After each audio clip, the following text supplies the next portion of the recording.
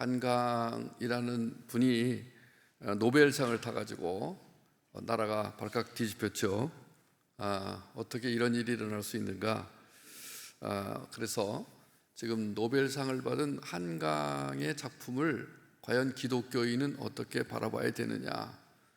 자녀를 가지신 분들도 물론이고 이제 대한민국 역사에서 길이길이 기억될 노벨 문학상 수상 작품을 기독교인이 하나님의 시각으로 보는 것은 매우 중요하다고 생각합니다. 그래서 오늘 그 한강의 채식주의자 읽기를 시작하도록 하겠습니다. 화면을 바꿔주시면 좋겠습니다.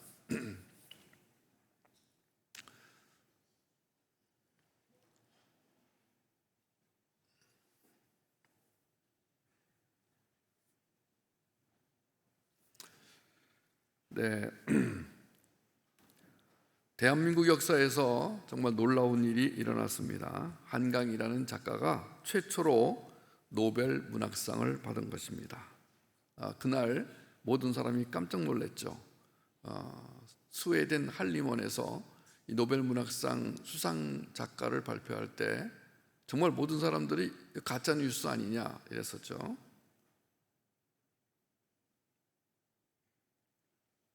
소리가 South Korean author Han Kang.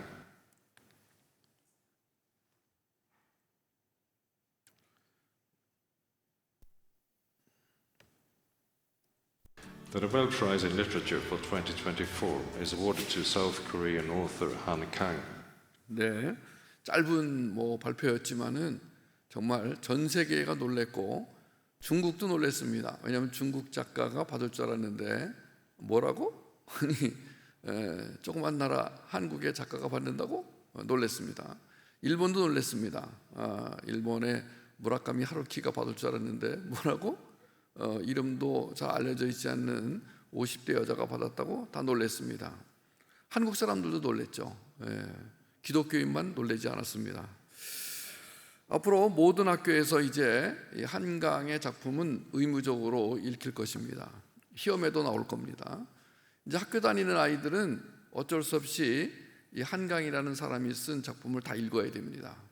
우리가 보통 그동안에 이제 학교 다니신 분들은 노벨상 받은 작품들은 다 이름 목록이라도 기억하고 또 그 책을 읽고 독후감을 써내고, 근데 이게 남의 나라 작가의 작품도 그렇게 열심히 읽었는데 우리나라 작가의 작품을 한국 학교 모든 학교에서 초중고등학교에서 대학교에서 이제 가르칠 거예요.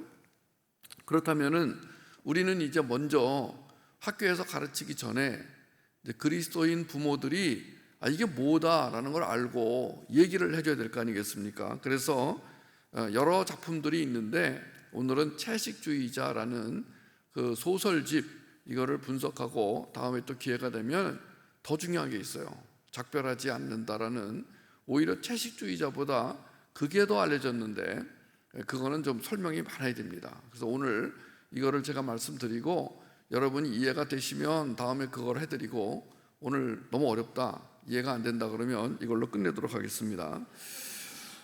세상 정신이 들어있는 세상 문화 속에 있는 세계관을 분별하는 일은 그리스도인의 기본입니다. 왜냐하면 그 속에는 우리 삶에 막대한 영향을 주는 메시지와 메타포와 이미지가 들어있기 때문입니다. 우리는 이제 영화를 보면은요 영향을 받습니다.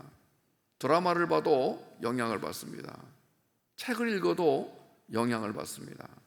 요즘 아이들은 책도 안 읽고 전부 스마트폰으로 숏폼이라고 그래가지고 아주 간단한 틱톡 같은 이제 1분 이내의 짧은 영상을 보는데 이게 중독성이 강합니다. 한번 열면은 1시간에서 5시간, 10시간 밤을 꼴딱 새기도 하는데, 그 문제는 거기에 중독되는 것뿐 아니라 그 안에 있는 것들에게 영향을 받는다는 거예요. 그러면서 요새 이찬수 목사가 입만 열면은 막 떠들잖아요.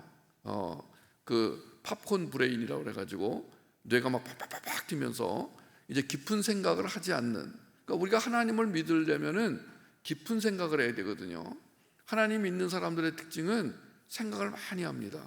깊이 합니다. 왜냐하면 하나님을 묵상하는 것은 얕은 생각으로는 되지 않습니다. 더군다나 이렇게 주일 저녁까지 오시는 분들은 깊은 생각을 하시는 분들입니다. 깊은 생각을 하며 예배당에 왔고 또 말씀을 들은다면 또 깊은 생각을 하며 돌아갑니다. 그러면서 우리는 계속해서 하나님을 깊이 깊이 생각하면서 다시 만날 날을 고대하고, 이 땅에서는 우리가 예수 그리스도와 약혼한 자로 살아가지만 그러나 천국에 가면은 이제 성대한 결혼식을 이룬 신부로 살아가야 되기 때문에 그 우리의 신랑이신 예수 그리스도를 깊이 생각합니다. 내가 어쩌다가 여기까지 왔나? 내가 어쩌다가 예수를 구주로 믿게 됐나? 내가 어쩌다가 예수 그리스도의 신부로 살게 되었나? 이런 생각들을 계속합니다. 그것뿐이 아니라 성경에 있는 내용들은 깊이 묵상하지 않으면 알 수가 없습니다. 제가 오늘 본문으로 삼은 말씀도 깊이 생각을 하고 그것만 가지고도 몇 시간 설명할 수 있을 정도로 깊이 있는 말씀입니다. 그런데 우리 아이들이 깊이 생각하지를 않습니다. 우리가 이제 책을 읽거나 영화를 보거나 드라마를 보거나 어떤 문화를 대할 때, 문화라고 할 때는 이제 그것이 책이라든가 영화라든가 드라마라든가 만화라든가 뭐 게임이라든가 이런 형태로 이제 나타나는 것을 우리가 문화, 그것도 대중문화라고 합니다. 그런데 그 안에 세계관이 들어 있습니다. 오늘 세계관이라는 말을 잘 기억하십시오. 그 세계관이라는 것은 세상을 보는 관점이란 뜻인데, 오늘 그 세계관 얘기를 하는데 여러 개의 세계관 중에서 가장 좋은 세계관, 올바른 세계관, 딱 하나 올바른 세계관, 성경적 세계관, 영어로는 Biblical Worldview 또는 Biblical Theism이라고 하는 이 성경적 세계관을 가지고 먼저, 그러니까 성경 세계관이 체계가 잡혀 있어야 돼요. 이걸 가지고 영화도 분석하고 책도 분석하고 만화도 분석하고 게임도 분석하고 또 다른 사람의 말도 분석하고, 우리는 이 분석하는 능력을 가지고 있어야 그 사람들의 말에 속아 넘어가지 않습니다. 여기 옆에 보면은 하나님의 교회라는 큰 교회 건물이 있잖아요. 그분들은 잘못된 신학 사상을 가지고 있는 분들이세요. 만약에 여러분들이 그런 분들을 만나면은 그분들이 하는 말을 잘 분석하셔야 됩니다. 그리고 속아 넘어가지 않으셔야 됩니다. 여기 우리 교회도 신천지 출입금지라고 되어 있는데 왜 신천지에 가입한 사람들을 우리가 조심해야 됩니까? 그분들은 잘못된 교리, 잘못된 세계관을 가지고 있기 때문입니다. 그러면은 그게 왜 잘못됐나를 알려면은 내가 가지고 있는 세계관으로 분석할 수 있어야 됩니다. 그럼 우리는 어떤 세계관을 가지고 있어야 되냐면은 성경적 세계관을 가지고 있어야 되는데, 이것을 가지고 분석하고 걸러내지 않으면 통찰력과 분별력이 없어서 영적 전쟁에 피해를 입게 된다는 것입니다. 주님도 로마서 12장 2절에서 너희는 이 세대를 본받지 말고 오직 마음을 새롭게 함으로 변화를 받아 하나님의 선하시고 기뻐하시고 온전하신 뜻이 무엇인지 뭐하라? 분별하라. 네. 분별하라. 네. 분별하라가 굉장히 중요한 말씀입니다. 근데 이 분별은 분석에서부터 시작이 됩니다. 이제 부모가 자녀를 잘 케어하는, 돌보는 영적 간호사가 되면은요, 문화 속에 들어있는 비성경적 세계관, 즉 더러운 피를 걸러내는 일을 도와줄 수 있을 뿐 아니라 은혜의 복음, 즉 깨끗한 피를 진리로 받아들이게 하는 역할을 할 수 있게 됩니다. 그러니까 부모가 무식하면은 자녀가 이것저것 막 먹게 됩니다. 그럼 이제 병이 들죠. 육체적인 것도 마찬가지고 영적인 원리도 마찬가지입니다. 먹는 게 굉장히 중요합니다. 먹는 게 굉장히 중요합니다. 우리가 옛날에는 먹을 게 없어가지고 아무거나 먹었습니다. 그러나 이제 먹을 것이 많아진 지금 세상에는 뭘 먹느냐가 굉장히 중요합니다. 여러분, 오늘 우리나라의 대부분의 성인병은 잘못 먹는 데서 옵니다. 먹을 게 너무 많아서 문제가 됩니다.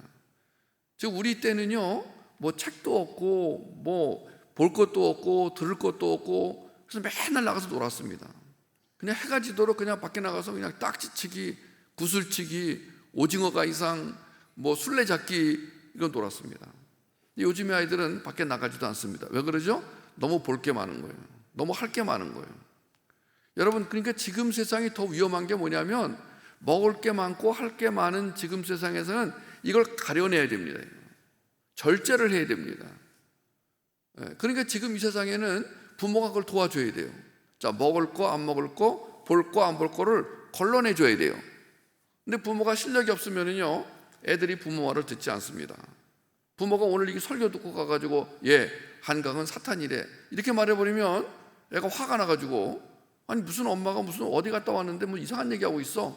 조리 있게 말을 해줘야 되는데 조리 있게 말을 안 하고 무조건 나쁘다는 생각만 가지고, 더군다나 졸다 들으셨기 때문에 나쁜 거구나. 근데 주무시다가 마지막에 이제 이건 나쁜 거다 그러니까 그냥 딱 떠오르는 게 사탄이다. 그래서 집에 가가지고 그렇게 하시면 큰탈 납니다. 그러면 다음부터는 이제 엄마 말을 믿지 않고 할머니 말을 믿지 않고 이제 교회 나가는 사람 말을 믿지 않습니다. 지금 이제 뭐가 문제냐면은 기독교인이 말을 함부로 하다 보니까 신뢰를 잃어버렸어요. 우리가 교회에서 이런 시간을 가져야 되는 이유는 뭐냐면, 우리가 세상 사람보다 먼저 잘 분석하고 잘 분별해서 도움을 줘야 되는데 오히려 분석과 분별을 못하니까 당하는 거죠. 그리고 말을 잘못하면 신뢰를 잃어버려요. 더 이상 이제 우리 말을 믿지 않아요. 그러니까 우리가 열심히 공부해야 됩니다. 자, 오늘은 더러운 피를 걸러내고 깨끗한 피를 받는다. 이것을 우리가 이제 분별한다. 이렇게 표현하겠습니다. 자, 문학 작품 속에는 인물들이 나오죠. 자, 거기에 들어있는 그 인물들은 어떤 세계관을 가지고 있습니다. 드라마에도 세계관을 가지고 있습니다. 정년이라는 드라마 보셨습니까? 보신 분? 재밌었죠? 혹시 그 호남 지방이 저기 고향이신 분은 더 재밌었죠? 거기 아주 사투리가 뭐 얼마나 정년이가 사투리를 잘하는지. 그럼 정년이는 어떤 세계관을 가지고 있습니까? 정년이에게서 배울 수 있는 게 뭡니까? 정년이한테서 배우면 안 되는 게 뭡니까? 그 드라마를 보고 나면은 왜 마음에 남죠? 걔가 했던 말, 걔가 가지고 있는 생각이 내 마음에 와서 딱 닿으면은 재밌는 거고, 야, 저거 틀렸어. 그러면 이제 안 보는 거잖아요. 그러면 마음에 들어, 마음에 안 들어. 이걸 뭐가 결정하는 거죠? 세계관이 결정합니다. 그럼 우리는 어떤 세계관을 가지고 있어야 된다고요? 성경적 세계관입니다. 성경적 세계관은 어디서 나온 세계관이죠? 네, 성경에서 나온 세계관입니다. 그래서 사실은 이런 한강의 채식주의자 읽기 전에 먼저 여러분에게 세계관 공부를 좀 하고 나서 이런 강의를, 이런 설교를 들으면 이해가 빠를 텐데, 제가 자주 오는 게 아니고 이렇게 갑자기 와가지고 세계관부터 하려면은 오랫동안 시간이 걸리니까 그냥 갑자기 채식주의자를 읽어드리겠다. 왜 그래요? 노벨상을 받았기 때문이다. 노벨상. 노벨상. 대단한 거예요. 대단한 거예요. 어떻게 이게 지금 우리 한국의 한강이라는 사람에게 노벨상이 주어졌는지 알고 싶어요. 이거 있을 수가 없는 일. 수많은 사람들이요, 가짜 뉴스인 줄 알았다니까요. 엄청난 일이에요. 세계 문학사에 이 한강이라는 사람의 작품이 들어갈 뿐 아니라 이 사람이 어느 나라 사람이냐? 한국 사람이다. 이게 길이 남는 거예요, 이게 지금. 그런데 우리 한국 사람들이 지금 이걸 모르고 있고, 더군다나 우리 애들은 학교에서 그걸 공부하는데 부모가 이걸 모르고 있으면 안 되는 거잖아요. 근데 우리는 기독교인이기 때문에 그냥 아무거나 막 먹는 사람들이 아니란 말이에요. 그리스도인은 아무거나 막 먹고 아무거나 막 듣고 아무데나 막 가고 이런 사람이 아닌 거예요. 우리는 절제를 하고, 그 다음에 꼭 먹어야 될 것을 먹고, 그 다음에 다른 사람에게도 꼭 먹여야 될 것을 먹이는 사람들이란 말이에요. 그런데 지금 우리 아이들은 뭐의 영향을 많이 받아요? 네, 문화의 영향을 많이 받아요. 그래서 문화를 읽어내는 능력이 있어야 돼요. 그러니까 제가 올 때마다 이 문화를 읽는 지금 설교를 통해서 조금씩 여러분들에게 문화의 눈이 띄어지게 지금 도와드리는 거예요. 자, 오늘 이 세상에는 모든 사람들이 세계관이라는 걸 가지고 있다. 그걸 가지고 세상을 바라본다. 그걸로 세상을 평가한다. 그걸로 다른 사람을 평가한다. 저 사람은 틀렸어. 정년이가 멋있어. 여러분, 자기가 막 뭔가를 분별하고 판단할 때 기준이 있어요. 그걸 뭐라고 한다고요? 세계관이라고 합니다. 그러니까 이 세계관이라는 것은 어려운 말로 하면 동일한 실제에 대한 서로 다른 관점으로 세상에 대한 큰 그림이고, 큰 지도이며 세상을 이해하고 해석하는 큰 틀이다, 이렇게 말할 수 있습니다. 이걸 좀 더 쉽게 말하면은 쉽지 않겠지만 어쨌든 세계관이란 첫째, 세계를 보는 관점. 세계, 똑같은 말이지만 세상을 보는 관점. 여러분은 이 세상이 지긋지긋해요? 아니면 즐거워요? 이 세상을 빨리 떠나고 싶어요? 아니면 오래 살고 싶으세요? 어떠세요? 자, 각자가 다를 거예요. 그냥 말끝마다 지긋지긋해. 그럼 그 사람은 세상을 지긋지긋하게 바라보는 거예요. 그 사람이 안경이 있어요. 이 세상을 바라보는 틀이 있다니까요. 그거를 뭐라고 한다고요? 세계관이라고 하는 거예요. 제가 이 안경을 벗으면은 잘 안 보여요. 그냥 뿌해가지고 안 보입니다. 이 계단 내려갈 때 걸려 넘어가기 쉽습니다. 근데 안경을 딱 끼면은 세상에 너무 잘 보이는 거예요. 그러니까 이 세계관은 이 안경하고 비슷한 거예요. 이걸로 보면서 저기 빨간 옷을 입은 권사님이 계시네. 여기도 빨간 옷을 입은 권사님이 계시고 보인단 말이에요. 그런데 얌전하게 앉아 계시네. 저분은 잘 듣고 계시네. 지금 내가 파악하고 판단하고, 그리고 내가 오늘은 저분한테 가서 인사를 해야 되겠다, 마음으로 결심하고, 이 모든 것들을 결심하게 하고 판단하게 하는 어떤 기준이 있어요. 그거를 세계관이라고 한다. 안경과 비슷하다. 근데 여기다가 내가 빨간색을 칠하고 이렇게 쓰면은 세상이 어떻게 보일까요? 네, 빨간색으로 보입니다. 빨갱이로 보입니다. 여기다 내가 파란색을 칠하고 이렇게 버리면은 세상이 어떻게 보일까요? 네, 파랭이로 보입니다. 그러니까 나는 좌파야, 나는 우파야, 이것도 뭐예요? 세계관인 거예요. 그럼 세계관이 다르면 어떻게 돼요? 싸움이 일어납니다. 우리나라는 이 세계관 싸움이 굉장히 심한 나라입니다. 더군다나 기독교인과 비기독교인은 뭐가 달라요? 세계관이 달라요. 그래서 기독교인과 비기독교인이 한 집에 살 수 있어요, 없어요? 원래는 없어요. 못 살아요. 왜냐하면 기독교인이 가지고 있는 세계관은 성경 중심이에요. 근데 비기독교인이 가지고 있는 세계관은 세상 중심이에요. 근데 성경과 세상은 완전히 달라요. 비슷하지도 않아요. 같이 살 수가 없어요. 그래서 우리가 자식들한테 될 수 있으면은 같은 기독교인들끼리 결혼해라 하는 이유가 왜 그러냐면 세계관 때문인 거예요. 자, 이 세계관은 다른 말로 교리 또는 신학이라고 할 수 있어요. 어느 신학 하셨습니까? 어느 신학을 따르고 계십니까? 이거 세계관 말하는 거예요. 왜냐하면 세계관에 따라서, 신학에 따라서 성경을 다르게 볼 수 있는 거예요. 굉장히 중요하죠. 세계관이 왜 중요하냐면은 한번 따라 읽어보세요. 세계관에서 메시지가 나오고 삶이 나오기 때문이다. 이걸 다른 말로 설명하면 이렇게 됩니다. 세계관이 중요한 이유는 세계관에 우리 삶의 모든 것을 관장하기 때문이에요. 그 사람이 가지고 있는 세계관이 모든 것을 분석하고 해석하고 판단합니다. 권사님, 왜 그 옷을 입었어? 놀라셨어요? 나도 놀랐어요. 소리가 왜 이렇게 크게 나지? 죄송합니다. 조금 아까 권사님, 그 옷 그거 어디서 산 거야? 그거 안 맞아. 이렇게 말하면 뭐 어때? 자, 이 두 사람은 지금 뭐가 다른 거예요? 세계관이 다른 거예요. 옷 하나도 서로 다른 관점으로 바라보는 거예요. 똑같은 옷인데. 그러니까 우리가 얼마나 세계관이 다른 사람들이 여기 앉아 있느냐. 지금 이 서울 순복음교회가 이렇게 가는 게 신기해요.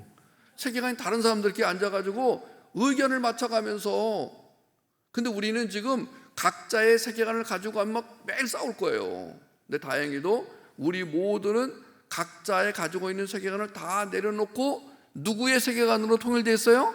예수님의 세계관으로 통일되어 있어요. 그래서 교회가 가는 거예요. 이렇게 분석하고 해석하고 판단하고 선택하고 결정하는 거예요. 오늘 여러분들은 저녁 예배에 오시기로 결정하신 거예요. 뭐가 결정했어요? 세계관이에요. 그럼 그 세계관은 좋은 세계관이에요? 나쁜 세계관이에요? 좋은 세계관이에요. 안 오신 분들은 말하지 마세요. 오늘 여기 예배 안 오신 분들은 뭐예요? 뭐가 문제가 있는 거죠? 세계관이 문제가 있는 거예요.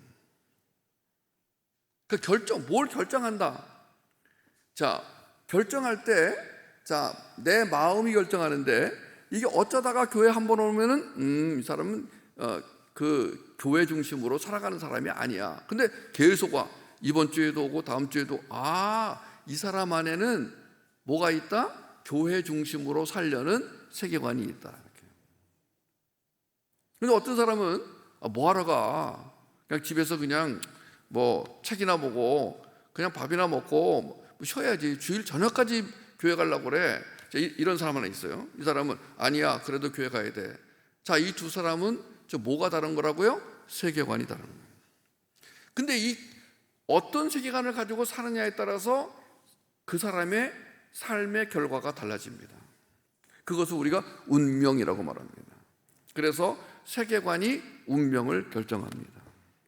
팔자가 결정하는 게 아닙니다. 그래서 여기 지금 밑에 써 있지만은 그 네로 밀러라는 분이 아주 유명한 말을 했습니다. 생각이 결과를 낳는다. The ideas have consequences. 생각이 결과를 낳는다. 그러니까 어렸을 때 생각이 60대까지 간다. 여러분 그런 속담이 있죠, 그죠? 3살 버릇이 어디까지 간다? 80까지 간다. 그 말은 뭐냐면은 3살 때 생긴 세계관이 80까지 간다. 세계관을 한번 만들어지면 바꾸기가 쉽지 않습니다. 그러니까 좋은 세계관을 가지고 있어야 되겠죠. 자, 그래서 오늘 우리가 이제 한강의 채식주의자라는 작품을 읽을 텐데 뭘로 읽는다고요? 성경적 세계관으로 읽겠습니다. 그럼 먼저 분석을 해야 됩니다. 자, 채식주의자라는 책을 읽으신 분 손 들어보세요. 거의 안 읽으셨을 거예요. 이런 책을 뭐 읽으실 리가 없습니다. 제가 압니다. 근데 오늘 그럼 왜 예배 시간에 이걸 얘기해 드려야 돼요? 노벨상을 탔기 때문입니다. 노벨상 안 탔으면 제가 여기 가서 얘기도 안 합니다. 왜 내가 뭐 세상에 있는 책을 왜 갖고 와서 얘기를 합니까? 근데 이것은 저는 하나님께 부름받기를 다음 세대의 부흥을 위해 부름받았어요. 저는 평생 동안 어떤 사명을 가지고 살아가냐면 하나님, 우리 자녀에게 하나님을 알게 하고 그래서 우리 자녀가 하나님을 잘 아는 자녀로 살아가게 해주십시오. 그런 부모를 잘 도와서 우리나라의 다음 세대가 하나님을 아는 다음 세대로 세워지게 해주십시오. 제가 받은 사명이 그거예요. 전에도 말씀드렸지만 저는 1900 몇 년이죠? 74년도. 저는 1974년도에 대학에 들어갔어요. 대학에 들어가자마자 한 여학생의 꼬임에 넘어가서 CCC라는 선교단체에 들어갔어요. 전에 한번 말씀드렸어요. 대학에 들어갔는데 웬 여학생이 나를 찾아오더니 CCC에 나오라고 그래서 뭐 하는 곳이냐 그랬더니 모여서 기도하고 성경 공부하는 곳이라고 그래서 너나 가세요. 저는 이미 교회 다니고 있었으니까 너나 가세요. 내가 뭐 대학까지 와서 무슨 뭐 성경 공부하고 뭐 제자 훈련 받고 너나 가세요. 저는 다른 서클에 가겠습니다. 근데 이 여학생이 저를 계속 찾아와서 한 번만 와줬으면 좋겠다 그래서 8번째 왔을 때 저 불안한 생각이 들었어요. 한 번 안 가면은 평생을 따라다니면서 계속 이럴 것 같아서 타협을 했어요. 한 번만 가주겠다. 거기서 제 인생이 바뀌었습니다.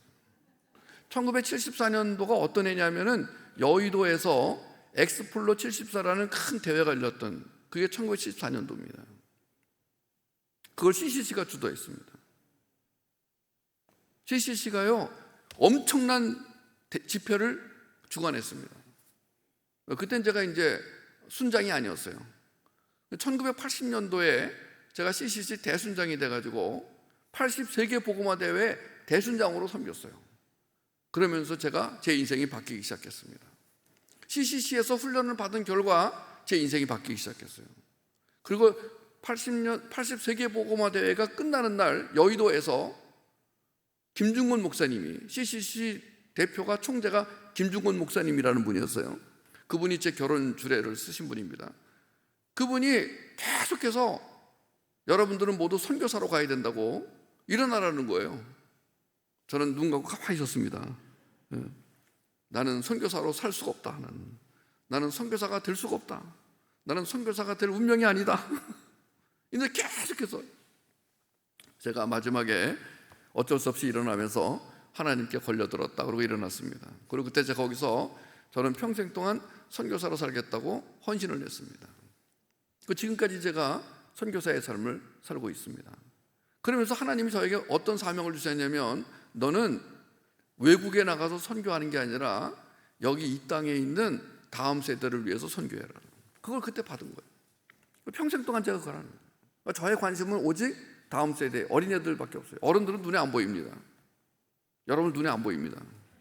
여러분들은 잘 살든지 말든지 알아서 사십시오. 저는 여러분들을 도와드릴 마음이 없습니다. 그러니까 알아서 사세요. 근데 저는 여러분들의 자식이나 손주들은 제가 도와줄 마음이 있습니다. 제가 어저께도 여기 방배동에 가서 고등학생을 만났습니다. 만나가지고 얘기를 하면서, 이렇게 살아야 되지 않니? 저렇게 살아야 되지 않니? 방배동에 있는 일식집에서 밥을 먹으면서 고등학생 하나를 데리고, 미친 짓이죠. 요새 애들이요, 저 같은 꼰대 말을 듣지 않습니다. 근데 그 엄마가 하도 만나달라고 그래가지고, 저는요 지금 애들을 보면 너무 불쌍해가지고 너무너무 불쌍해요. 이동원 목사님의 첫째 아들이 불신자와 결혼해가지고 살다가 그 며느리가 집을 나가버렸어요. 그러자 이동원 목사님의 첫째 아들이 공황장애 걸려가지고, 둘째 아들은 암으로 죽고, 이동원 목사님의 그 목회 생활 중에 가장 슬픈 일이 뭐냐면 그 아들 문제인 거예요. 여러분, 지금 목회자의 자녀들도 제대로 사는 애들이 많지가 않고요. 지금 옥하는 목사님의 아들 옥성호는 지금 기독교가 틀려먹었다. 지금 왜 예수가 십자가에서 죽어야 되냐? 부활은 없다. 지금 옥하는 목사님, 한국교회에서 가장 존경받는 목사님, 그러면 지금도 투표하면은 1위로 나오는 분이 옥하는 목사님인데, 그분의 아들이, 장남이 지금 유튜브에다가 기독교가 사랑이라는 건 거짓말이다, 틀렸다, 막 공격을 합니다. 지금 여러분, 지금 우리 자식들이 예수를 안 믿고 신앙생활을 제대로 안 하면 소망이 없어요. 인생에 소망이 없다니까요. 자기 멋대로 살게 돼요. 하나님을 중심으로 안 살면 자기 멋대로 살게 되는 거예요. 이게 무서운 거예요. 그러면 하나님이 그냥 두시질 않아요. 여러분, 하나님의 뜻대로 살아야 할 하나님의 자녀가 하나님의 뜻대로 살지 않으면 하나님은 그냥 두시지 않아요. 여러분, 그 무서운 꼴을 보고 싶지 않으시면요, 자식을 위해 더 기도하셔야 돼요. 그리고 자식과 대화를 해서 이제 자식을 양육해야 돼요. 그러면은 제가 맡은 역할은 뭐냐면은, 이제 우리 자녀들을 양육할 때 첫째는 복음으로 양육하고, 두 번째는 이 아이들의 상처가 많아가지고 이 상처를 회복시키는 일을 해야 되고, 아까 이동원 목사님 첫째 아들도 지금 상처 때문에 지금 힘들어하고, 옥성호도, 옥하는 목사님 아들도 상처 때문에 저러는 거예요 지금. 아니, 아버지가 평생 동안 아들하고 사진 한 장 안 찍었대요. 아니, 목회하시느라고 아들하고 밥 한 번 안 먹고 사진 한 번 안 찍었다는 거예요. 그 아버지가 어떻게 아들이 아버지의 사랑을 받는 거죠? 여러분, 상처라는 것은요, 사랑이 결핍된 걸 말해요. 상처가 많은 사람들은요, 사랑을 못 받고 큰 사람들이에요. 그럼 마음이 공허해요. 그 공허한 마음에 예수님의 사랑으로 채우면 괜찮은데, 예수님의 사랑이 안 채워지면 다른 걸로 채워지는 거예요. 여자 문제, 맨날 그 게임하고 음란물 보고, 뭐가 안 채워지니까 먹으러 다니고, 맨날 먹으러 다니는 사람들은 뭐가 안 채워져서 그러는 거예요. 어디 먹으러 가자 그러고, 기도회는 안 오고 어디 먹으러 가자 그러고, 어디 충청도까지 먹으러 가고, 어디 그런 분 있잖아요, 그죠? 왜 그런지 아세요? 허전해서 그래요. 그런 사람 욕하지 마세요. 이해해 주세요. 아, 저 집사님은 지금 허전해서 그러는구나. 저 집사님이, 왜 웃으세요? 그런 분 있으세요? 네. 누구라고도 떠올리지 마세요. 또 이거 제가 이런 말 하면은 떠올려가지고 옆에 있는 분한테 김 집사 아니야? 그러지 마세요. 네. 채식주의자를 읽겠습니다. 노벨상 수상에 결정적 역할을 한 이 작품에 대해서 전문가들의 평론을 성경적 세계관으로 분석해 보도록 하겠습니다. 그럼 책을 거의 안 읽으셨으니까 이게 어떤 내용인지 알려드리겠습니다. 이제 잘 들으시고, 아, 이런 내용이구나. 앞으로 어디 가서 채식주의자 누가 말하면은 이런 내용이야, 라고 말할 수 있도록 제가 간단하게 소개해 드리겠습니다. 제가 오늘 소개할 책은 한강 작가님의 채식주의자입니다. 소설의 주인공은 영애이고요. 영애가 소설 내용의 중심입니다. 한 남자의 아내이자 평범한 가정주부인 영애가 갑자기 변하는 것으로 소설이 전개됩니다. 총 3장으로 구성되어 있는데요. 1장 채식주의자. 다른 사람들보다 더 얌전하고 가정적이던 영애가 갑자기 돌변하면서 당황하는 남편의 시각으로 전개됩니다. 어느 날부터 영애가 입가와 손에 피가 묻어 있고 고깃 덩어리를 주워 먹고 막 붉은 비를 바르는 기이하고도 끔찍한 꿈을 꾸기 시작합니다. 그 후부터 영애는 이상한 꿈을 계속 꾸었고 고기뿐만 아니라 고기가 들어간 모든 음식들을 먹지 않기 시작합니다. 일반 채식주의자와는 다르게 너무 극단적으로 변해버리는데요. 남편의 직장 상사와의 회식 자리에서도 문제가 될 만큼 정신적으로 이상해져가는 영애를 보게 되는 남편. 영애의 가족들에게 도움을 요청하고 그렇게 가족들이 모두 모여 영애와 이야기를 해보려 하는데 이유가 무엇인지를 묻는 가족들에게 그냥 꿈 때문이라고 말을 하지 않는 영애. 가부장적이고 폭력적이던 아버지가 영애에게 강제로 고기를 먹이려 하고 영애는 강하게 거부를 했고 결국에는 과도를 집어들어 손목을 그어버립니다. 너무 극단적으로 변했어요. 2장 몽고반정. 영애의 형부가 화자가 됩니다. 예술 작가인 영애의 형부는 갑자기 변한 영애에 대해 별다른 생각이 없다가 아내로부터 영애에게 몽고반점이 아직도 조그맣게 남아있다는 이야기를 듣고 강렬하고 이상한 욕구가 끓어오르기 시작합니다. 그녀의 몽고반점을 중점으로 둔 작품을 만들고 싶어하고 어렵게 영애에게 찾아가 이야기를 꺼냅니다. 순순히 응하는 영애와 함께 작업실로 간 형부는 영애의 나체에 꽃을 그려서 채우고 그 장면들을 촬영하여 짧은 작품으로 만들어냅니다. 그러다가 조금 더 욕심이 나요. 조금 더 촬영하고 싶은 욕심이 생긴 그는 남자 후배를 설득하여 그도 함께 나체의 몸에 그림을 그린 뒤 두 사람의 모습을 화면에 담아내려 합니다. 촬영 중 열정에 사로잡혀 그는 둘에게 정사의 장면까지 요구하게 되는데 후배는 무리한 요구에 살짝 화를 내며 거부하고 작업실을 떠납니다. 작업은 커다란 아쉬움으로 끝이 나고 이대로 작품을 끝낼 수 없는 그는 처제에게 자신이 함께 작업을 마무리해도 되는지 조심스럽게 물어보고 영애는 허락합니다. 작품에 대한 욕망으로 처제와 해서는 안 될 행동까지 하고 마는데요. 다음날 처제의 집에서 밤새 작업을 한 뒤 알몸으로 자고 있던 둘을 영애의 언니이자 그의 아내가 보고합니다. 이제 마지막 3장 나무 불꽃. 영애의 언니의 시각으로 전개가 됩니다. 남편과 이혼하고 영애는 정신병원으로 옮겨지는데요. 점점 더 심하게 음식을 거부하는 영애는 영양실조로 죽기 직전의 상태까지 갑니다. 그런 영애를 보며 영애의 언니는 죄책감을 느끼게 되고 연민을 느낍니다. 어린 시절 폭력적인 아버지 밑에서 정신적으로 많이 힘들어하며 조용한 성격으로 자란 동생을 너무 모른 채 한 것이 아닌지 미안함을 느끼면서 힘든 나날을 보내는데요. 영애의 병원으로 찾아간 그녀는 영애가 여전히 모든 음식을 거부하고 자신은 나무라고 하고 정신이 완전히 이상해진 모습을 보며 힘들어합니다. 음식을 거부했기 때문에 굉장히 쇠약해지는데요. 생명을 연장하기 위해 내과 의사가 찾아와 콧줄을 삽입하려고 했지만 또다시 강하게 저항하는 영애 때문에 실패하고 결국 영애는 피를 토하며 큰 병원으로 긴급 후송됩니다. 소설은 이렇게 끝이 납니다. 네, 여러분은 지금 짧은 시간 동안에 이 엄청난 소설을 지금 그런 내용이구나를 알게 되었어요. 그럼 이게 왜 노벨상을 타게 됐을까? 전문가들이 분석을 하기 시작합니다. 노벨상을 받게 될 정도로 위대한 작품이다 이렇게 주장하는 사람들은 첫 번째, 이 소설은 페미니즘적 시각을 드러냈다. 페미니즘이라는 시각을 잘 드러냈다. 자, 페미니즘이라는 것은 여성 중심의 사고를 갖는 것을 페미니즘이라고 합니다.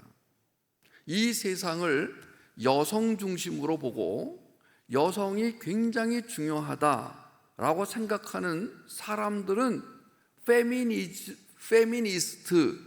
페미니즘을 가지고 있는 사람, 이 페미니즘도 하나의 세계관입니다. 자, 이것이 노벨상을 탈 정도. 그럼 여러분 자식하고 만약에 채식주의자가 이런 내용인데 잘 썼어. 여기에는 페미니즘이 드러나 있어. 자, 여기까지 하면은 여러분들은 엄마 어떻게 그걸 알아? 놀랄 거예요. 아마 여기 비신자들, 여기 인원시장에 있는 저기 누구하고 얘기할 때 여러분 이런 얘기 하시면 놀랄 거예요. 그거 어떻게 하냐고. 두 번째는요, 그런데 말이야, 페미니즘이 뭔지 알아? 페미니즘은 일반 사람들이 여성을 중요하게 보고 여성 중심으로 세상이 돌아가야 된다고 생각하는 가치관을 말하는데, 성경에서는 자, 어떻게 말하는가? 그럼 먼저 이 책을 분석한, 노벨상을 받을 만한 가치가 있다고 분석한 사람들은 이렇게 말합니다. 이 소설은 페미니즘 시각으로 봐야 하기 때문에 가치가 있다. 그러니까 주인공인 영애가 고기를 안 먹겠다. 이제부터 내가 채식주의자가 되겠다. 나는 고기를 절대 안 먹는다. 이렇게 주장한 것은 그냥 채식주의자가 되겠다는 게 아니라 한국 사회가 뭐가 문제냐면 남성 중심이라는 거예요. 남자들이 여자를 억압한다는 거예요. 그래서 그거를 지금 영애는 단순히 고기를 안 먹겠다가 아니라 남자들이 억압하는 그것을 내가 거부하겠다는 몸짓으로 봐야 된다. 그래서 이 소설은 가치가 있다. 그러니까 지금 주인공인 영애의 아버지도 가부장적이고 남편도 가부장적이에요. 여기 혹시 남편이 가부장적이어서 살기 싫은 분 있으세요? 그런 분들은 이런 소설 읽으면서 맞다, 이 소설이 정말 좋은 소설이다, 이러실 거예요. 그러니까 지금 이 소설에 찬성하는 사람들은 전부 뭐냐면 이 사회는 잘못됐어, 남자들이 여자를 억압하고 있어, 여자들은 손해를 보고 있어, 이렇게 생각하는 사람들은 이 소설을 읽으면서 위안을 받을 거예요.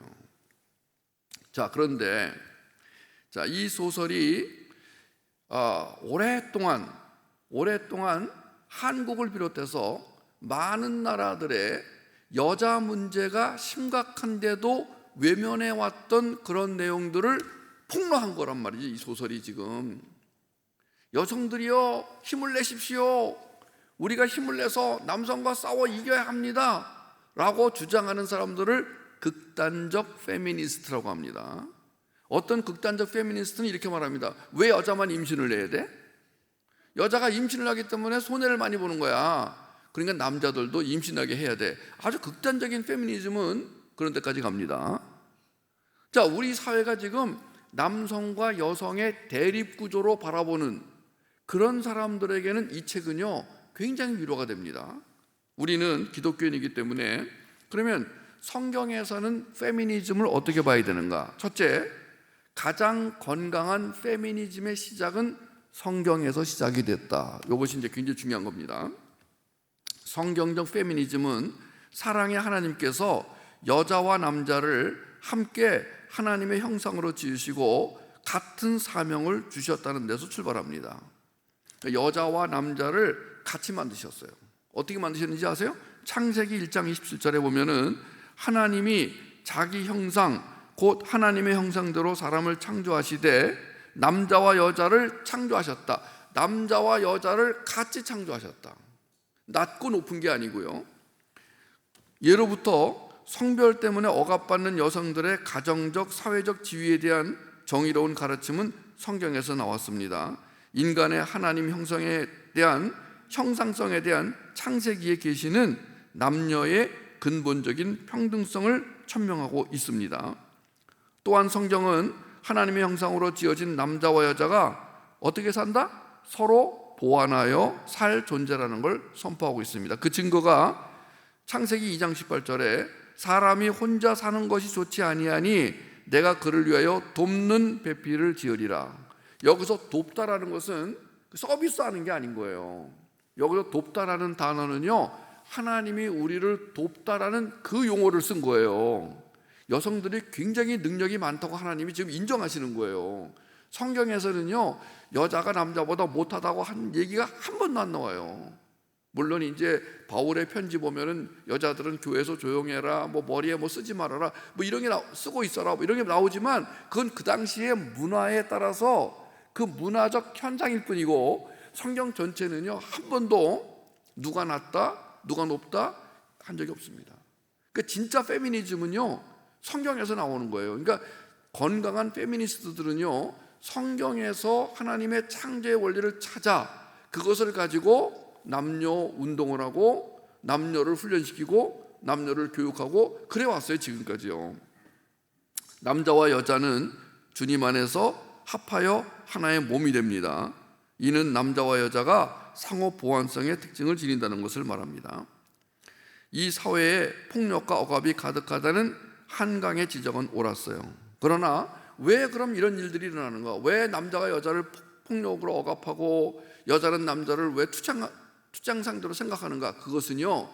그것은 문제가 뭐냐면은 모든 문제의 시작은 죄로 인한 전적 타락 때문임을 지금 한강이 모르고 있는 거예요. 한강은 이 책을 통해서 여성들이 억압받고 있다는 걸 폭로시킨 건 잘했지만은 모르고 있는 게 있어요. 뭐냐면은 왜 그렇게 됐냐면은 하나님을 떠났기 때문에 그런 거예요. 이 사회가 왜 잘못됐냐면은 이 사회가 잘못된 근본 시작은 하나님을 떠났기 때문인 거예요. 하나님을 배반했기 때문인 거예요. 그러니까 지금 한강 작가가 노벨상을 받을 만큼 위대한 작가인 건 틀림없지만 우리에 비하면 아무것도 아닌 거예요. 여러분보다 못한 거예요.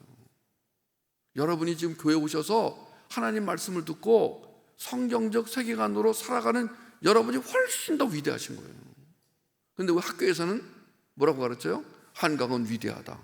위대한 작가의 소설을 구석구석 읽고 밑줄을 치고 그리고 이걸 가지고 시험을 보겠다. 애들이 그냥 참 외우듯이 봐야 되는데 굉장히 위험한 것이 있어요. 이따 나옵니다. 위험한 것이 있어요. 두 번째는 지금 이 책에서는요 영애가 이 페미니즘뿐 아니라 영애 안에 있는 고통의 본질과 내면의 갈등을 너무 잘 표현했다. 그래서 이 책은 철학적, 심리학적으로 굉장히 위대하게 이 사람의 내면을 잘 표현했기 때문에 노벨상을 받을 만하다. 주인공 영애가 채식주의자가 되겠다고 생각하는 것은 단순한 식습관의 변화가 아니라 폭력적이고 파괴적인 본성으로부터 스스로를 보호하려는 궁극적 행위로 볼 수 있다. 이것은 인간 존재와 고통의 근원, 윤리에 대한 깊은 철학적 질문을 던지는 대목이어서 이 책은 가치가 있다. 위대하다. 개떡이나 아닙니다. 성경에 보면은요, 우리가 이제 이 한강이 말하는 부분을 읽으면 그래, 한강이 참 잘했어. 이런 것도 인정해야 돼요. 우리가 한강이라는 사람의 책을 읽으면서 그래, 너 참 잘했어. 이런 면도 있어요. 뭘 잘했냐면은 인간의 내면에는 굉장히 고통이 있다. 한강의 책 읽고 나면은요 머리가 아파요. 이 사람 책 읽고 나면은요 우울해져요. 왜냐하면 너무 깊이 들어가가지고 인간의 저 밑바닥에 있는 인간의 고통을 너무나 잘 끄집어내가지고 여러분 자녀가 만약에 이 책을 잘못 읽으면요 우울증에 빠질 수가 있어요. 근데 좋은 점은 뭐냐면은 드러낸 거예요. 문제가 뭐냐면은 왜 그래? 아까도 말했지만 그럼 인간은 왜 이렇게 이런 존재가 됐냐 이거예요. 하루도 마음 편할 날이 없는 거예요. 하루도 마음 편하지 않고 하루도 행복하지 않고 매일 저 안에 어떤 깊은 고통이 있어가지고 이걸 끄집어내야만 살 수 있어. 왜 그렇게 된 거죠? 네, 우리는 압니다. 창세기로 돌아가 보겠습니다. 인간의 타락과 죄의 본질 하나님이 간단하게 자신의 형상을 닮은 사람을 창조하시고 하나님의 숨을 불어넣어 영적 존재로 살게 하신 이유는 우리와 교제하기 위함이었습니다. 그 교제는 하나님을 의지하고 무한한 공급을 누리며 사는 것을 의미합니다. 그러나 인간은 하나님의 말씀을 따르지 않았고 하나님을 떠나 자신을 의지하며 사는 삶을 선택했습니다. 하나님을 떠나 하나님과 단절된 상태가 죄입니다. 죄는 곧 죽음을 의미합니다. 하나님과 단절되면서 인간은 유한한 존재가 되고 만 것입니다. 그 결과 결핍과 부족, 수고와 경쟁, 미움과 다툼, 고난과 고통, 질병과 죽음 속에 살게 되었습니다. 내가 어디에서 왔는지, 나는 왜 사는지, 오늘도 내 삶에 일어나는 수많은 문제와 갈등이 왜 계속되는지와 같은 무거운 질문과 삶의 짐을 지고 살아갑니다. 인생을 살아가는 이유와 목적, 나의 형상, 존재의 근원을 잃어버렸기 때문에 진정한 만족과 평안이 없습니다. 그것은 마치 부모를 잃어버린 아이가 불안함을 느끼는 것과 같습니다. 부모가 아이에게 생명의 근원과 돌봄과 사랑의 근원이 되어주는 것처럼 하나님이 없는 인간의 삶은 두렵고 불완전한 것입니다.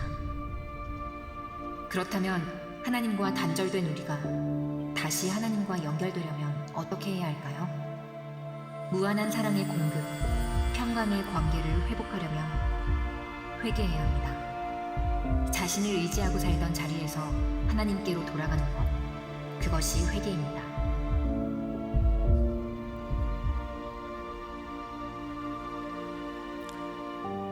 그러니까 한강이라는 분은 인간의 고통을 끄집어내서 소설로 쓰는 데는 성공했지만 왜 그렇게 됐는지는 밝히지 않고 있다는 거예요. 노벨상을 받았는데 왜 받았는지 아세요? 바로 인간의 고통과 불안과 부조리를 너무나 잘 표현했다는 거예요. 한강은 채식주의를 통해서 불합리한 사회 구조 속에 있는 개인의 갈등을 심도 있게 탐구한다고 전문가들이 평하고 있습니다. 노벨상을 받을 만해 이렇게 말하고 있습니다. 이 작품 속에서 주인공 영애는 인간의 자율성과 사회적 억압 사이에서 한 개인이 자아를 실현하고자 할 때 어떤 대가를 치러야 하는지 잘 보여준다고 평가를 합니다. 이런 불합리한 상황에는 영애가 형부와 불륜을 택하는 과정마저 자아가 폭발되어 표출되는 과정으로 봐야 한다는 평가와 함께 이를 자아 실현을 위한 합당한 행동으로 인정해야 한다는 것입니다. 세상에 형부와 처제가 성관계를 맺는데 이걸 너무나 묘사해가지고 읽는 사람이 얼굴이 뜨거운데 괜찮다. 이것도 하나의 필요한 표현이다. 이런 것이 들어있어야 인간의 고통이 잘 드러난다. 여러분, 여기 어려운 부분이 바로 이거예요. 지금 이 책을 청소년이 읽으면 안 된다는 책으로 지금 분류해달라고 고발하는 사람들이 있는데 지금 그 사람들 목소리가 쑥 들어갔어요. 이 책이 노벨상을 받으면서 무식한 놈들. 아니, 노벨상을 받을 정도의 책인데 무슨 청소년 금지 도서로 정하냐. 그러면서 쑥 들어갔는데 여러분 한번 이 책을 읽어보시면요, 여기서 너무너무 아무리 이건 가상의 픽션 작품이라지만 그럼 왜 이런 글을 썼을까요? 아까도 말했지만 이 한강이라는 사람은 정말 고독한 사람인 것 같아요. 정말 외로운 사람인 것 같아요. 이 사람은 방에서 집에서 그냥 인간에 대해 깊이 연구하는 사람이에요. 그래서 인간을 잘 표현했어요. 그런데 자, 오늘날 그 모든 문화에는요, 사회 구조에 대한 저항과 끊임없는 노력을 통해 자아 실현을 추구해야 한다고 모든 문화가 말을 합니다. 대표적인 게 정년이에요. 정년이는 그 전라도 그 시골에서 태어나가지고 그 국국 단원이 되기 위해서 파도를 뚫고 여자의 몸으로 멋있죠. 근데 이게 멋있는 게 아니라 여러분 성경에 보면은요, 중요한 부분이 나오는데 마태복음 16장 24절에서 예수님이 베드로에게 너는 이제 십자가를 지고 나를 쫓아야 된다 말을 하십니다. 이게 언제 그랬냐면은 베드로의 신앙을 고백하고 예수님이 내가 너에게 교회 열쇠를 맡기겠다 해서 들떴다가 갑자기 주님 죽으시면 안 됩니다. 그러니까 예수님이 사탄아 물러가라. 갑자기 뚝 떨어진 이후에 주님이 말씀하십니다. 뭐라고 하시냐면 주님이 베드로를 그렇게 야단친 것은 베드로가 자기를 부인하지 않고 자기를 내려놓지 않고 뭔가를 이루려고 하는 그 성취, 그 목표 달성을 위해서 살려고 하는 것에 대해서 예수님이 너는 그러면 안 돼 라고 말하신 거예요. 성경 전체는요, 뭐라고 말씀하시냐면 우리가 반드시 극복해야 하는 것이 자아다. 하나님의 지배를 받고 싶어 하지 않는 자아가 완전히 죽지 않은 상태에서의 자아 실현 욕구는 무서운 죄가 된다. 그래서 사도 바울은 주님이 십자가를 지신 것이 자신의 죄 때문이라는 걸 깨달았어요. 그리고 죄 많은 자기 자신이 주님과 함께 십자가에 못 박혀 죽었다는 기쁜 이치를 신앙으로 받아들였어요. 자, 베드로와 바울의 차이점은 그겁니다. 나중엔 베드로도 인정하고 십자가에 거꾸로 매달려 죽었지만 베드로는 자기 생각을 가지고 주님에게 주님 그러시면 안 됩니다 그랬어요. 바울은 예수님을 만나고 나서부터는 나는 이제 없다, 나는 죽었다. 그러니까 나는 이제 완전히 죽고 내 인생을 주님이 대신 살으셔야 나는 성공한다. 여러분 지금 이 땅에서 누가 대접받냐면은 공부 열심히 해서 여기 서울대학교를 들어가면은 성공했습니다. 아마 여기 서울순복음교회에서 아마 아들이나 딸이 서울대학교 들어가면 난리 날 거예요. 아마 점심 2번 사야 될 거예요. 아마 주일날 점심 때도 2번 해야 될 거예요. 예, 좋습니다. 서울대학교 들어간 게 잘못은 아닙니다. 서울대학교 들어간 게 잘못이 아니라 서울대학교를 들어가면 성공했다고 생각하는 게 잘못된 거예요. 서울대학교 들어가면은요 더 지금 기도를 많이 해줘야 되는 게 서울대학교만큼 위험한 대학교가 없어요. 서울대학교는 가장 위험한 대학이에요. 왜냐하면은 서울대학교 들어가면은 자기 성취 욕구, 자기 성공 욕구가 올라가게 만드는 게 서울대학교라니까요. 그럼 서울대학교 들어간 게 잘못이 아니라 서울대학교를 들어간 애들은 더 겸손하게 더 낮아지고 자기 자아를 주님의 자아와 바꾸는 훈련을 시키지 않으면 큰일 난다니까요. 한강은 거기까지 가지 못했어요. 마지막 문제는 뭐냐면 이 책을 통해서 등장한 게 하나 있어요. 자연주의. 자, 요거 중요한 겁니다. 영애가 채식을 넘어 이제 식물과 같은 존재가 되기를 바랍니다. 자기 나무가 되겠다고 결심합니다. 여기는요 뭐가 나오냐면 인간과 자연의 관계에 대한 질문을 던지는 행위다라고 이 평론가들이 이제 평론을 했습니다. 영애의 채식 욕구가 단순히 폭력적인 상황에서 벗어나려는 게 아니라 자연의 일부가 되기를 갈망하는 증거다. 영애가 나무가 되고 싶을 뿐 아니라 마지막에 새를 날것으로 물어뜯는 장면이 나오는데 그것도 자연으로 돌아가려는 시도로 봐야 한다. 자, 한강의 자연주의와 맥을 같이 하는 게 있어요. 에코페미니즘이라는 게 있고 가이아라는 종교의식이 있습니다. 길게는 말을 못하지만 간단하게 설명할게요. 많은 비평가들이 채식주의자라는 작품 안에는 자연주의, 나아가 에코페미니즘과 가이아 사상이 연결되어 있다고 봅니다. 에코페미니즘이라는 것은 뭐냐면은 여성 억압과 자연 파괴가 깊이 연관되어 있다는 인식을 바탕으로 여성 해방과 생태주의를 결합하는 사상입니다. 지금 전 세계에서 뭐 지구를 살리자, 뭐 기후를 기후 변화를 멈추자 이렇게 주장하는 사람들의 상당수가 아까 처음에 말한 페미니즘과 연결되어 있습니다. 이상하게도 이게요 지금 자연을 살리자라는 사람과 여성을 해방시키자는 사람들이 같이 연대를 해가지고 이 운동을 펼치고 있습니다. 근데 이게 왜 문제가 되는지 아세요? 잘 들으세요. 지금 에코페미니스트들은 가부장제를 자연과 여성 모두를 억압하는 구조로 단정하고 있습니다. 그래서 환경 문제와 여성 문제가 동시에 해결돼야 한다고 주장합니다. 영예의 문제를 인간에 대한 억압뿐 아니라 생태에 대한 착취 문제로 연결시키려는 사람들은 자연주의라는 세계관을 확장시키려고 하고 있습니다. 그럼 자연주의가 뭐냐?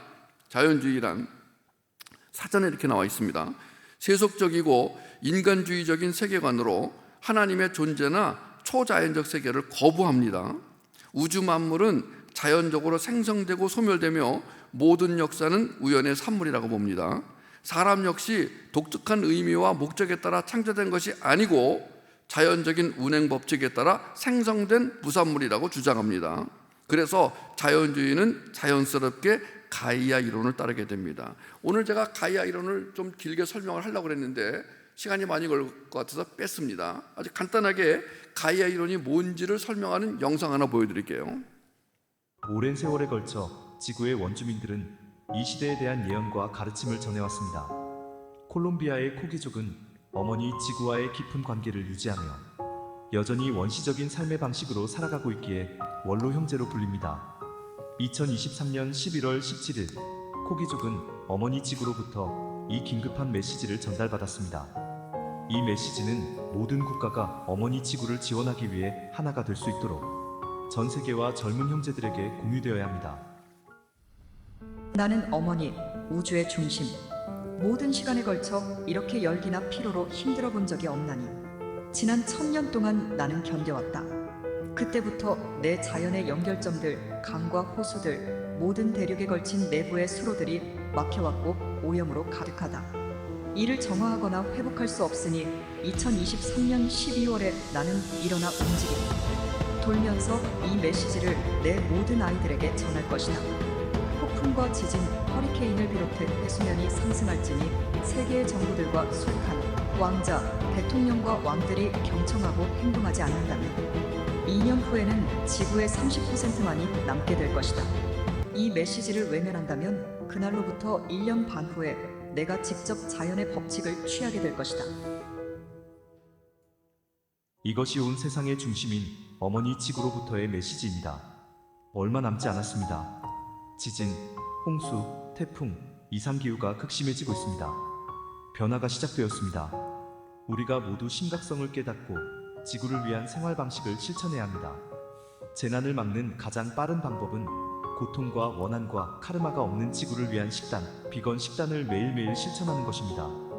경이로운 우리의 지구가 다시 회복되고 균형을 되찾도록 더 이상 재난과 전쟁과 고통이 없는 곳이 되도록 사랑을 실천하는 방법으로 비건 식단으로 바꾸세요. 비건이 되어 사랑과 자비를 행동하세요. 천국이 여러분을 축복할 것입니다. 네, 여러분 자녀가 이제 대학에 들어가면은 이런 동아리 활동에 아마 초청을 받을 겁니다. 조심해야 됩니다. 이제는 이단들이 무슨 뭐 통일교나 뭐 신천지 같이 그렇게 나타나는 게 아니라 이제는 지구 환경, 대기 오염 이런 걸 가지고 나타납니다. 여기 지금 여기 공원에도 낙성대 공원에도요, 강감정 공원에도 가끔씩 어떤 분들이 와서 이렇게 팜프렛 같은 거 세워놓고 주려고 하는데요. 거기에 꼭 들어가는 게 뭐냐면 지구를 지킵시다 이런 겁니다. 우리가 지금 분별력이 필요한 게 뭐냐면은 이제 하나님만 믿는 사람들은요, 이 세상이 어떻게 가는지를 잘 모릅니다. 그래서 이제 교회를 열심히 다니는 사람들은 안 속아 넘어갑니다. 교회 오니까. 근데 문제는 교회를 잘 안 오는 사람들, 특히 어린아이들, 청년들, 기독교에 반감을 가진 사람들은요, 뭔가 새로운 게 나타나면 호기심을 가지고 거기에 들어가서 괜찮네. 근데 그게 뭐예요? 단순히 운동이 아니라 종교라는 거예요. 가이아라는 것은 신의 이름이에요. 가이아 이론의 핵심이 뭐냐면 지구를 어머니 신으로 섬기는 거예요. 여러분, 성경에는 뭐라고 되어 있냐면요, 채식주의자에 나타난 자연주의나 가이아 이론은 틀렸어요. 왜냐하면 성경은 이 세상 모든 자연세계가 뭐라고요? 하나님의 뭐라고요? 창조물이라고 선언합니다. 창세기 1장 1절 같이 읽죠. 태초에 하나님이 천지를 창조하시니라. 이사야 43장 7절 내 이름으로 불려지는 모든 자 곧 내가 내 영광을 위하여 창조한 자들을 오게 하라. 그를 내가 지었고 그를 내가 만들었느냐. 오늘의 본문이었습니다. 로마서 1장 10절 창세로부터 그의 보이지 아니하는 것들 곧 그의 영원하신 능력과 신성이 그가 만드신 만물에 분명히 보여 알려졌나니 그러므로 그들이 핑계하지 못하리라. 속지 않도록 잘 가르치세요. 오늘 중요한 거 몇 가지 알려드렸습니다. 그 외에도 이 채식주의자라는 작품 속에는요, 정말 이걸 어떻게 봐야 되지? 자, 여기 이제 한강이 직접 자기의 책을 읽습니다. 조금만 보여드릴게요. 내 손에 피가 묻어 있었어. 내 입에 피가 묻어 있었어. 그 헛간에서 나는 떨어진 고기 덩어리를 주워 먹었거든. 내 잇몸과 입천장에 물컹한 날고기를 문질러 붉은 피를 발랐거든. 헛간 바닥 피 웅덩이에 비친 내 눈이 번쩍였어. 그렇게 생생할 수 없어. 이빨에 씹히던 날고기의 감촉이, 내 얼굴이, 눈빛이. 처음 보는 얼굴 같은데 분명 내 얼굴이었어. 아니야. 거꾸로 수없이 봤던 얼굴 같은데 내 얼굴이 아니었어. 설명할 수 없어. 익숙하면서도 낯선 그 생생하고 이상한, 끔찍하게 이상한 느낌은.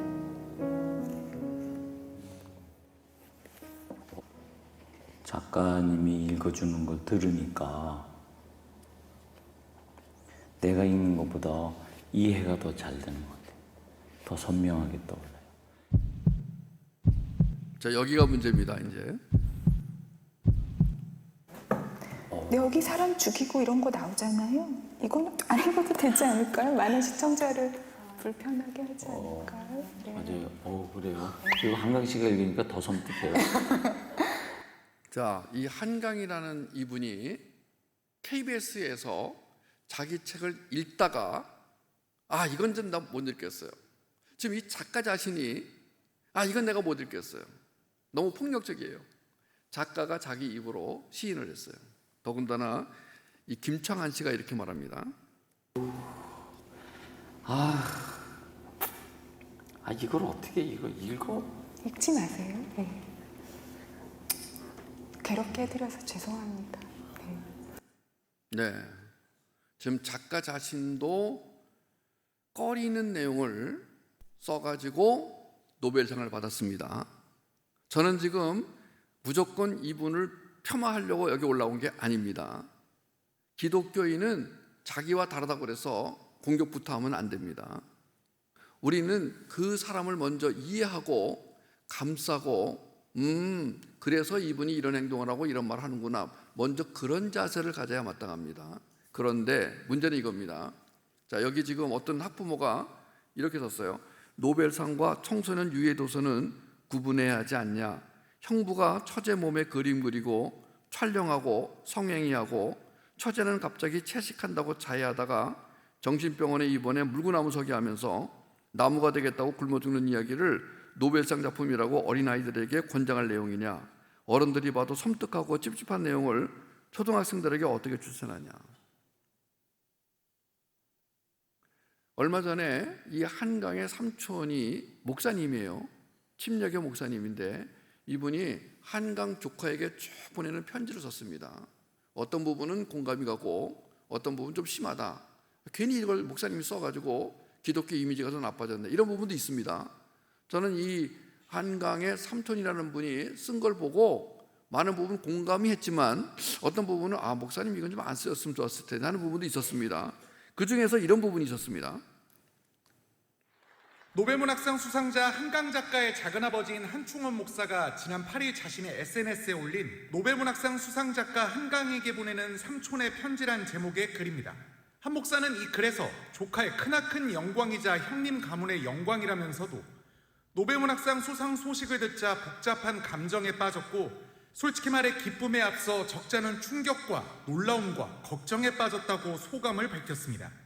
그는 또 채식주의자에서 묘사된 형부와 처제 간 관계 등을 언급하며 상황 논리로 패륜적인 것이 정당화되면 근친상간이나 수간, 인육을 먹는 행위도 미화될 수 있고 그것은 타락의 극치라고 주장했습니다. 네, 한강 작품에 대해서 극렬하게 지금 편이 나뉘어가지고 한쪽에서는 무조건 다 옳다, 미화되고 있습니다. 한쪽에서는 너무한 거 아니냐, 이렇게 분석하는 것도 있습니다. 우리는 무엇보다도 성경적 세계관으로 모든 걸 봐야 된다 그랬죠. 그러면 오늘 제일 중요한 거 말씀드리겠습니다. 성경적 세계관이란 성경의 관점에서 세계를 바라보고 해석하는 것을 뜻합니다. 성경이 바라보는 방식, 즉 성경적 세계관의 뼈대가 4개가 있습니다.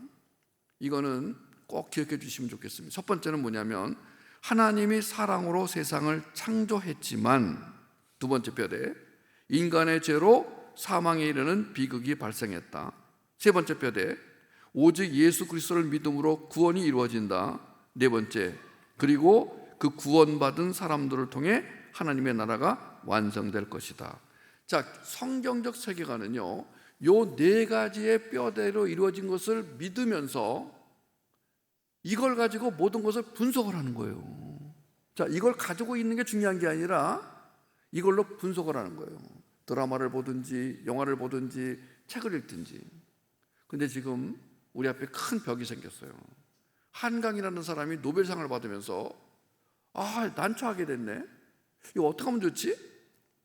이게 노벨상 받은 것은요, 다른 상에 비할 바가 아닌 거예요. 이거는 역사에 길이 남는 것이고, 앞으로 우리 아이들은 학교에서 이걸 꼭 배워야 돼. 이걸요, 이거는 국어 선생님들마다 다 이걸 읽으라고 할 것이고 독후감을 써내라고 할 것이고 이걸 갖고 시험도 볼 거란 말이죠. 지금 불을 보도 뻔한 일이 일어나는데 교회에서 이걸 안 가르치면은 이 아이들은 뭐죠?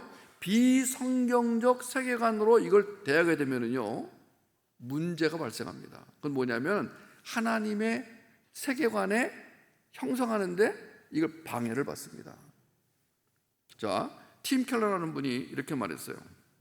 이분이 특별 계시와 일반 계시, 특별 은총과 일반 은총, 구원받을 자와 그렇지 않은 자의 차이를 설명하면서 동시에 이 모든 것은 하나님의 주관 안에 있음을 선언했어요. 그러면서 하나님은 사랑으로 택한 자에게 말할 수 없는 구원의 은혜를 부어주신다. 비록 구원의 은혜는 아니지만 인간의 문화적 상호작용이라는 더 넓은 범위에서 일반 은혜를 작동하게 하심도 잊지 말아야 한다. 비그리스도인을 통해서 주시는 하나님의 은혜가 있음을 알고 그들의 문화 안에서도 하나님의 지혜와 통찰을 배우며 버릴 것은 버리고 존경할 부분을 존경하는 것이 성숙한 그리스도인의 아름다운 자세가 아닐까라고 팀 켈러 목사님이 말을 했는데 공감합니다. 우리는 한강이라는 분을 존경합니다. 아니 어떻게 글을 썼길래 전 세계에서 1등으로 뽑혔냐고요. 아니 스웨덴 한림원에서 이 작품을 노벨상을 주기 전까지 엄청난 과정을 통해서 이걸 심사를 한 거예요. 위대하죠? 존경해야 됩니다. 한강, 당신은 정말 뛰어난 작가입니다. 그러나 이 중에는 버릴 것이 있어요. 그러면 보세요. 자, 부모가 지금 서울순복음교회 다니는 부모가 자기 자식에게 여기는 버리고 여기는 취하고 이 부분은 작가를 존경하고 이 부분은 작가를 만나면 변증을 해야 되고 이런 걸 가르칠 수 있냐 이거예요. 어렵죠. 어려운 세상이 되었어요. 그래서 우리는 끊임없이 공부를 해야 됩니다. 지금 이 세상의 문화의 흐름에 대해서 끊임없이 공부를 해야 됩니다. 앞으로는요, 꼭 서울순복음교회 다니시는 분들은 인공지능에 대해서 꼭 공부를 하셔야 됩니다.